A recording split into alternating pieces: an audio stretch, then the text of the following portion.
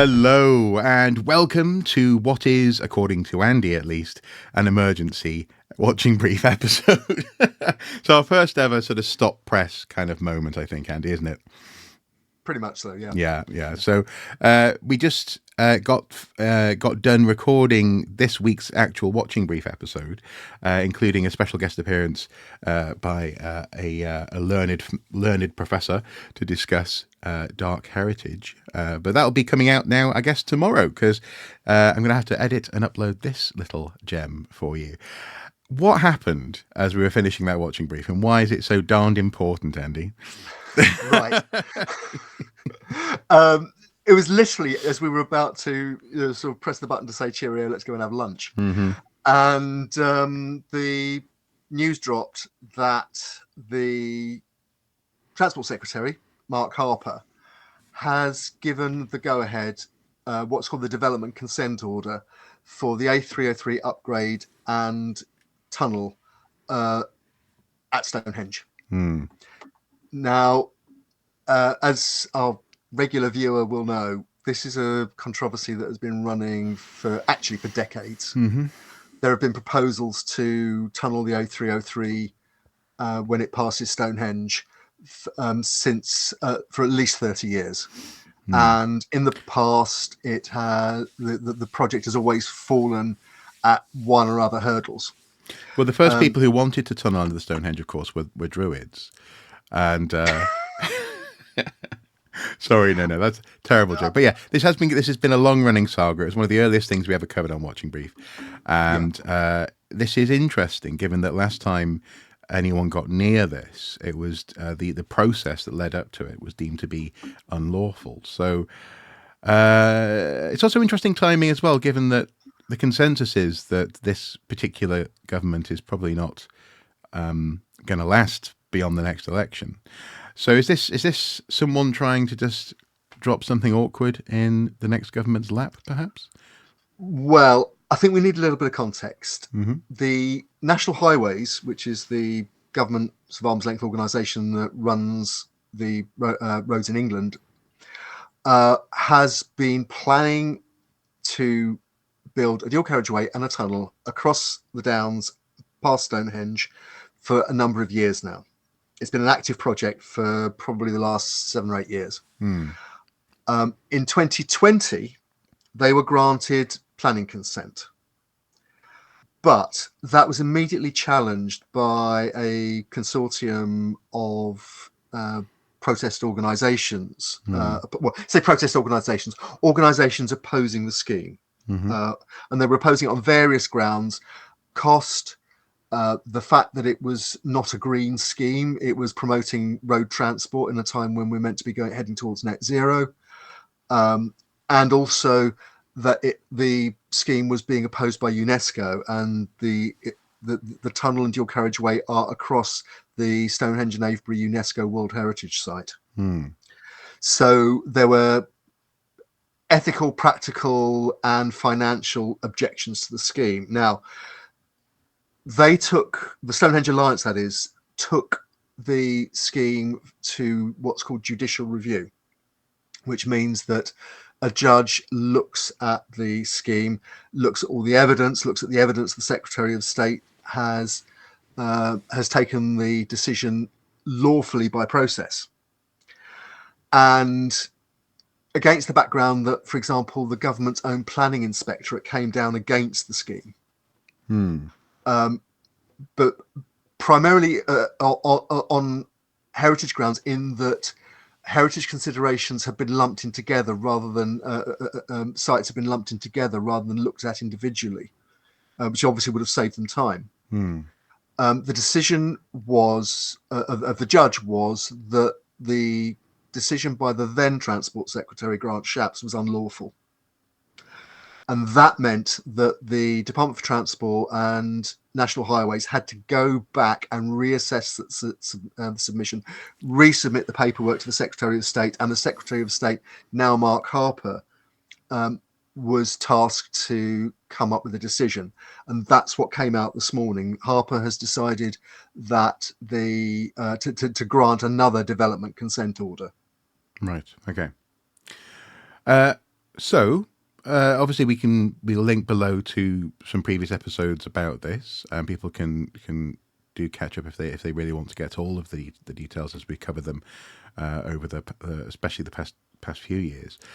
But where does this leave things? Is there now, presumably, there must be not review, there must be room for a review and or appeal of some sort?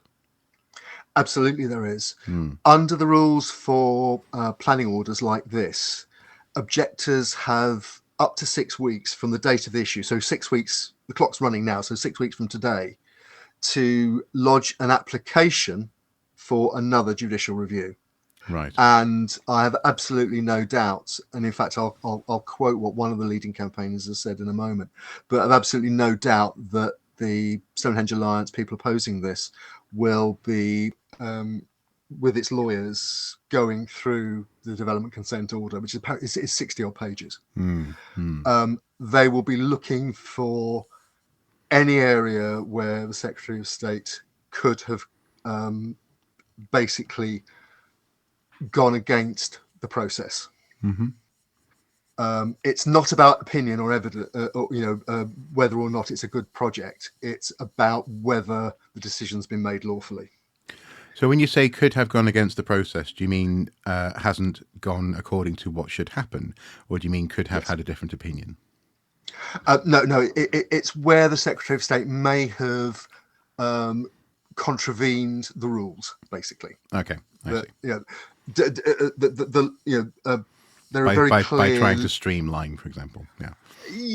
Or for example, as was the case before, Grant Shapps was accused of not taking proper consideration, for example, of certain heritage issues, such as trying to lump all the sites together rather than have them risk assessed, if you like, individually. Yes. So they'll be looking for instances like that, or for example, whether other aspects of government policy might have been contravened, transport policy, net zero, whatever, any kind of legal question mark they'll be looking for. Okay.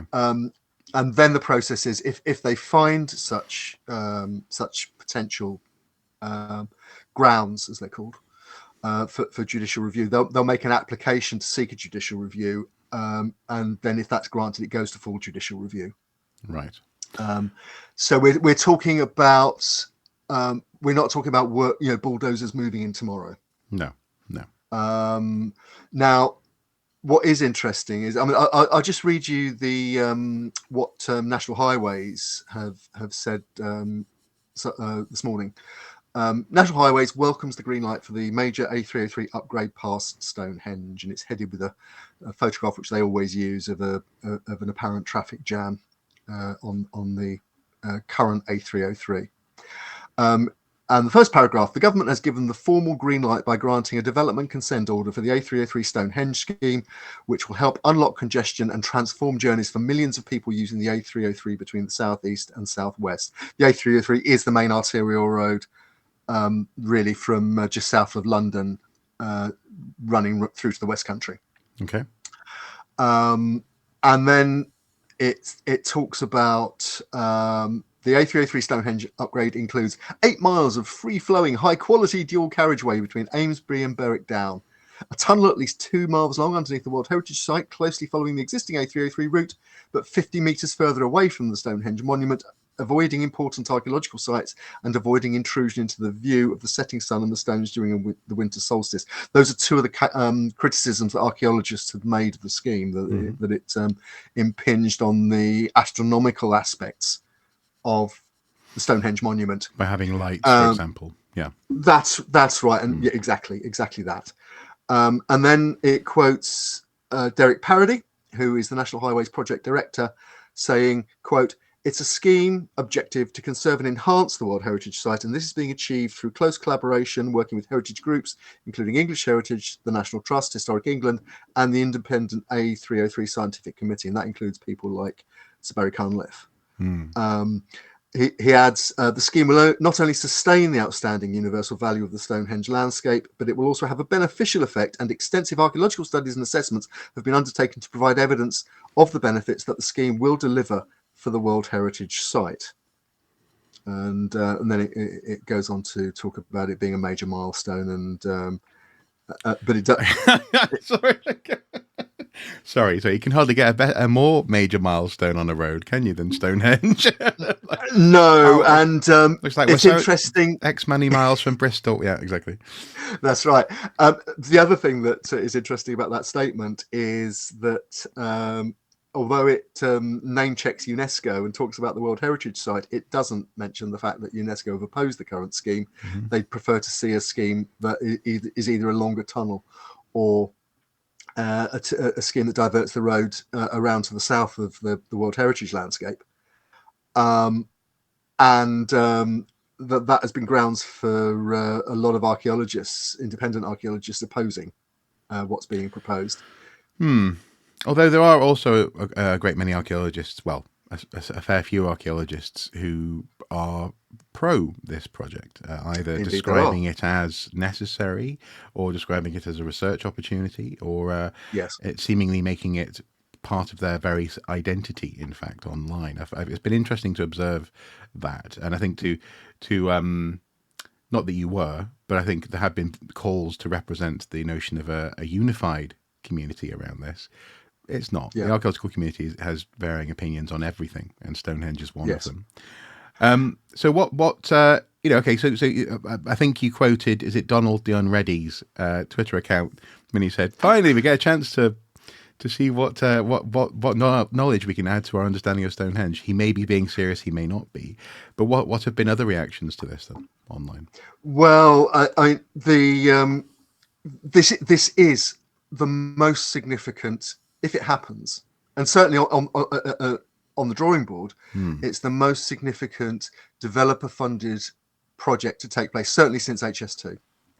Mm-hmm. It is guaranteed jobs and work for, and in fact, probably for some people in terms of the post-ex and so on. It's not quite a job for life, but you're talking probably a good decade or so of work for some people. Mm-hmm. And so, and the archaeological units that are involved now, Wessex Archaeology has been contracted to do the archaeology work. Now, again, they may well bring in subcontractors and so on. That's not been announced yet.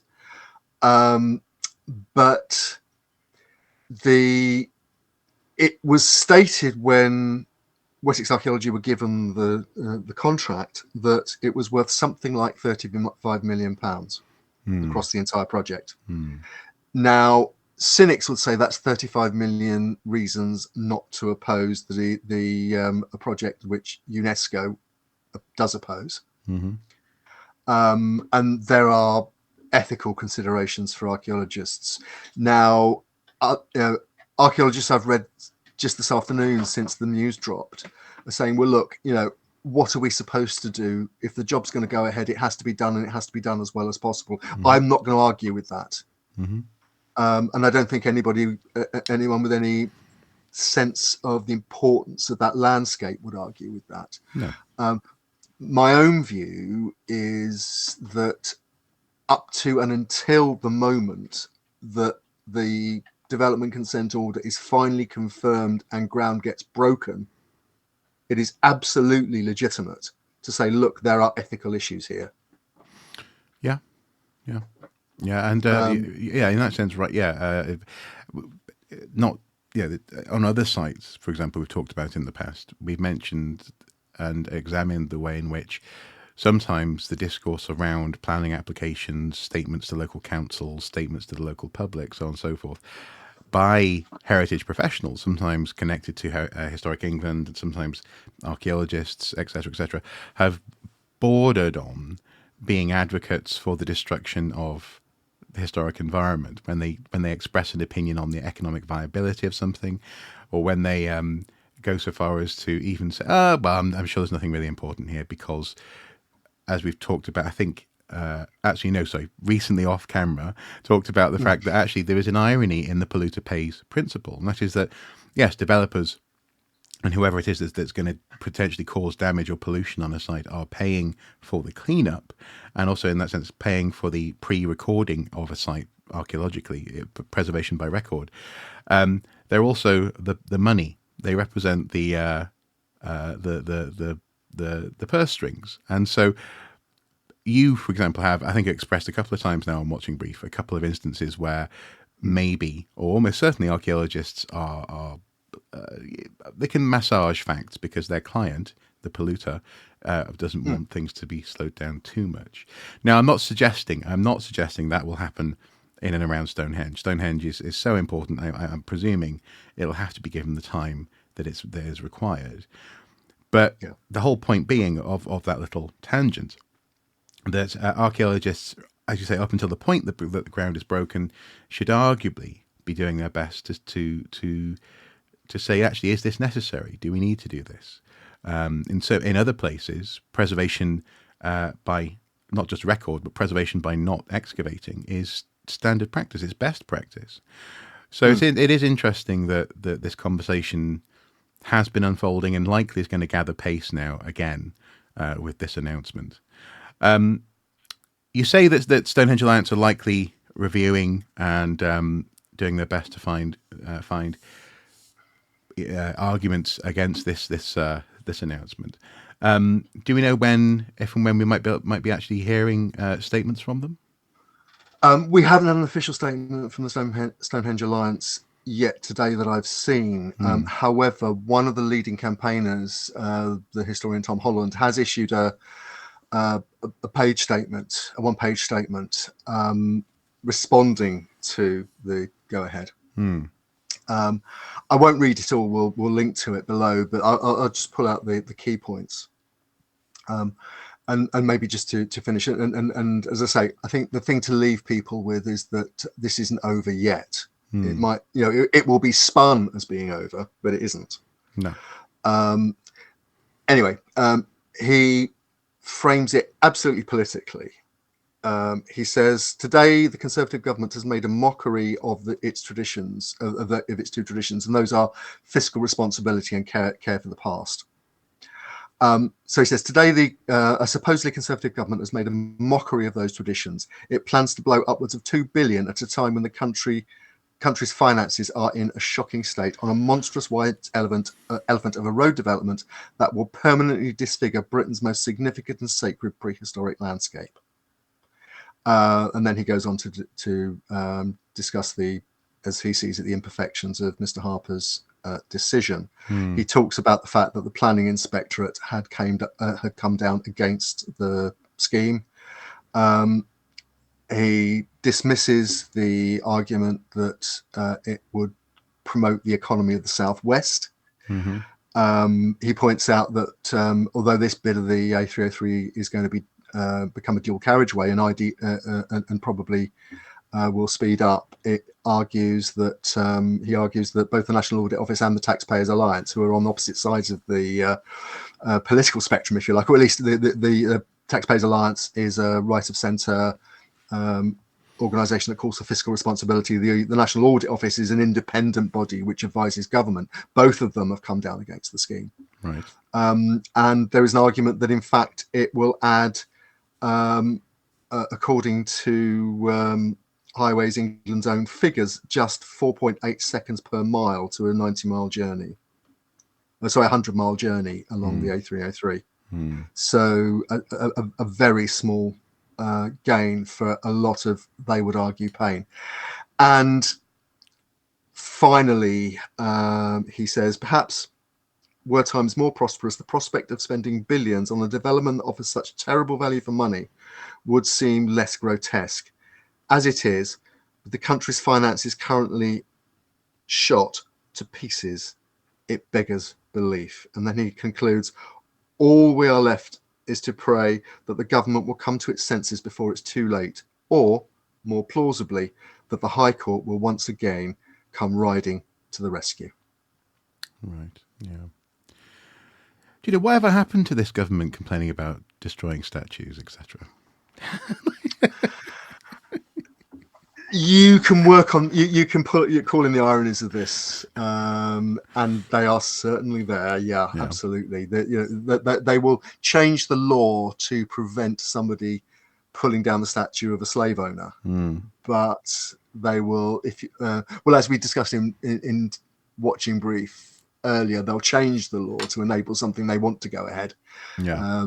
And in this case, they'll ignore their own expert bodies, because for whatever reason they want the A303 project to go ahead. Now, just as we were about to start recording this, I saw a tweet from the Stonehenge Alliance, and they were suggesting that the timing of this may have a little bit to do with the fact that the government is facing a very difficult by-election in Somerset right on the A303 next Thursday. And that and pointing They think out this is a vote winner.